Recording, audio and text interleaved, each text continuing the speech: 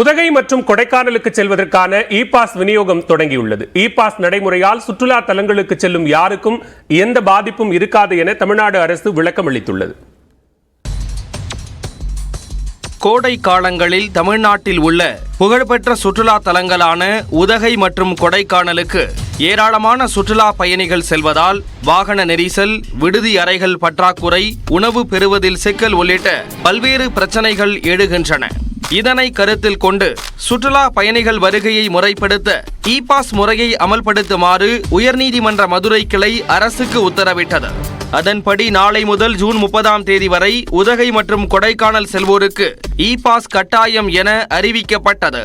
இதற்காக தமிழ்நாடு மின் ஆளுமை முகமையின் epass.tnega.org என்ற இணையதளம் வாயிலாக இ பாஸ் பெறும் நடைமுறை இன்று காலை 6 மணி முதல் அமலுக்கு வந்துள்ளது.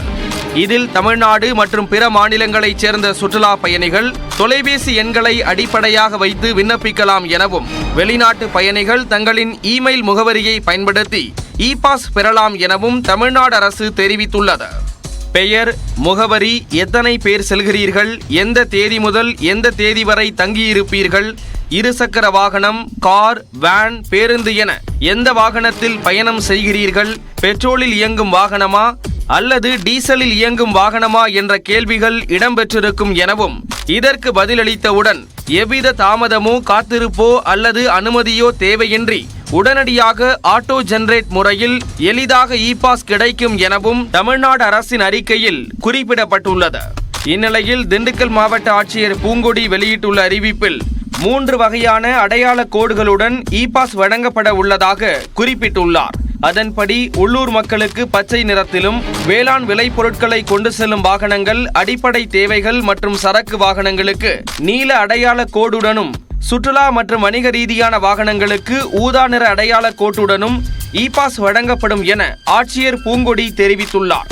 கொடைக்கானலைச் சேர்ந்த மக்கள் வாகனத்தின் அசல் பதிவு சான்று, இன்சூரன்ஸ் மற்றும் மாசு கட்டுப்பாட்டுக்கான புகை பரிசோதனை சான்று ஆகியவற்றுடன் வத்தலகுண்டு RTO அலுவலகம் அல்லது வெள்ளி நீர்வீழ்ச்சி அருகே அமைக்கப்பட்டுள்ள சிறப்பு சேவை மையத்திற்கு சென்று நிரந்தரமாக வைத்துக் கொள்ளக்கூடிய உள்ளூர் இ பாஸை பெற்றுக்கொள்ளலாம் என அறிவுறுத்தியுள்ளார்.